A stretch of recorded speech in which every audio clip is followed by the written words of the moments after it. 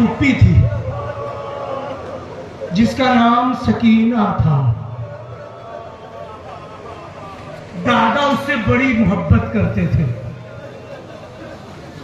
بھیا پھر کیا ہوا کہ وہ 3 برس کی تھی. ہماری پھوپھی 3 برس کی تھی.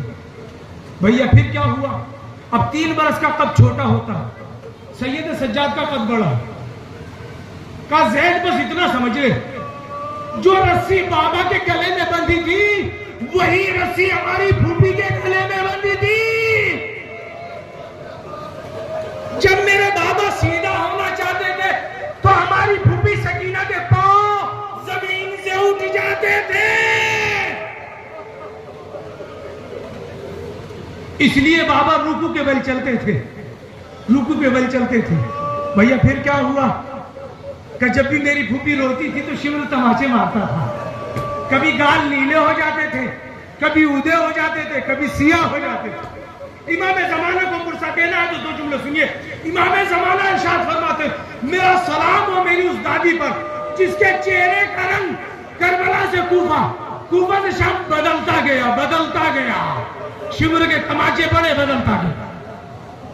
عزیزو آپ نے گریہ کیا، اس کا عجر بی بی سیدہ دیں گی، بی بی سیدہ دیں گی. آج سید سجاد کے ماتم کے لیے آئے. ابھی تابوت نہ لانا، سید سجاد کے مسائل سنیے. کون سجاد؟ کون سجاد؟ یہ کوفے کے بازار میں تھا. 10 دن پڑھے جا سکتے ہیں سجاد کے مسائل. 37 برس رویا ہے. کوفے کے بازار میں تھا یہ سجاد. رسول کا ایک بوڑھا صحابی بازار میں آیا، دیکھا کچھ لوگ بڑے برے حال اونٹوں پر سوار ہیں. ایک بازو پشت کے پیچھے بندہ جوان بیٹھا رو رہا. ایسے قیدی اس نے کبھی نہ دیکھے. اس کا نام ہے زید بن ارقم. زید بن ارقم سارے قافلے کو دیکھا، میں نے آج تک ایسا قافلہ نہیں دیکھا. بڑے مظلوم لوگ ہیں، بڑے بے حال لوگ ہیں، سروں پہ خاک بھری ہے، پشت پہ دروں کے نشان ہیں، رونے پیٹنے کی صدائیں ہیں. ایک مرتبہ سوچا اس سے کچھ حال زار پوچھا جائے. زید بن ارقم آگے بڑھا. آگے بڑھنے کے بعد سید سجاد کی سواری کے پاس آنے کے بعد کہتا ہے جوان اپنا تعارف کرا. جوان نے تعارف نہیں کرایا. ایک آیت پڑھی بسم اللہ الرحمن الرحیم انما یرید اللہ لیذھب عنکم الرجس اہل البیت. کا تیرا اس آیت سے کیا مطلب؟ یہ تو محمد کے خاندان کی آیت ہے، یہ تو محمد کے خاندان کی آیت ہے. جوان نے جواب نہ دیا. دوسری آیت پڑھی قل تعالوا ندعو ابناءنا وابناءکم ونساءنا ونساءکم. تم اپنے بیٹے کا، یہ رسول کے بیٹوں کی آیت ہے، رسول کے بچوں کی آیت ہے، رسول کے خاندان کی آیت ہے. ایک مرتبہ کہ تو قرآن پڑھتا ہے کہ ہاں قرآن پڑھتا ہوں. جوان تیرا ان آیتوں سے کیا مطلب ہے؟ کہ تو محمد کو جانتا ہے کہ ہاں. تو پھر یہ آیت ہے کیسی؟ کہ اس کی آل کے لیے. کہ خدا کی قسم یہ آیت ہمارے لیے ہے، یہ آیت ہمارے لیے. جب ہم چادر تطہیر میں تھے تو یہ آیت نازل ہوئی. ایک چیخ ماری، گر کے بے ہوش ہوا. اے صحابی رسول تو نے صرف سنا تو بے ہوش ہو گیا. سجاد نے دیکھا ہے، اپنی آنکھوں سے دیکھا. جب کسی نے پوچھا سید سجاد اتنا گریہ کی وجہ تو 3 بار فرماتے تھے الشام الشام الشام. آج شام کا بازار نرگائے عام تھا. اجرکم اللہ. آپ کی آواز بلند ہو گئی. بی بی سیدہ اس کا اجر دے، پیغمبر اس کا اجر دے، سید سجاد اس کا اجر دے. بس ایک حدیث سنیے، روایت تمام کرتا ہوں. سید سجاد امام صادق نے اپنے ایک روتے ہوئے صحابی کو ابو بصیر کو دیکھا کہ روتے کیوں نہیں ہو، ہمارے جد کے مسائل پہ روتے کیوں نہیں ہو. رومال ہٹایا کہ مولا رو رہا، آنکھیں بھیگی ہوئی. کہا ایسے نہیں جیسے ہماری دادی جنت میں ہائے حسین کہہ کے روتی.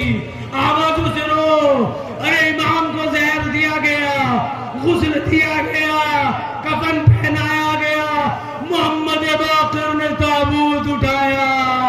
سید سجاد مبارک ہو، آپ کا تابوت اٹھا.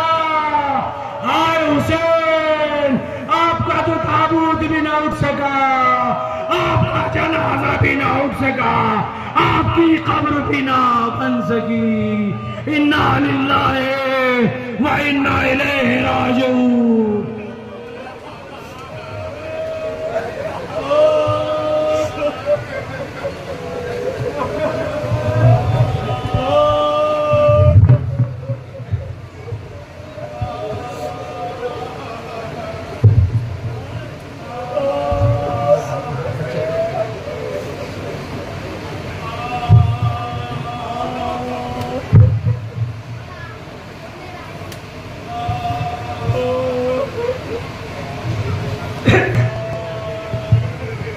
हजरात, एक ऐलान समाप्त फरमा लें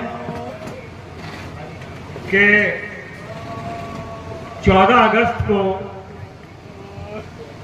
एक मजलिस अज़ा, जो सालाना मजलिस अज़ा है, गौतमपुरी में हर साल मुनक़िद होती है। इस बार 14 अगस्त बरोज़ बुध 8:30 बजे शब में मस्जिद ज़हरा गौतमपुरी में मुनक़िद होगी, जिसको मौलाना सैयद शाहिद रिजवी साहब क़िबला खिताब फरमाएंगे।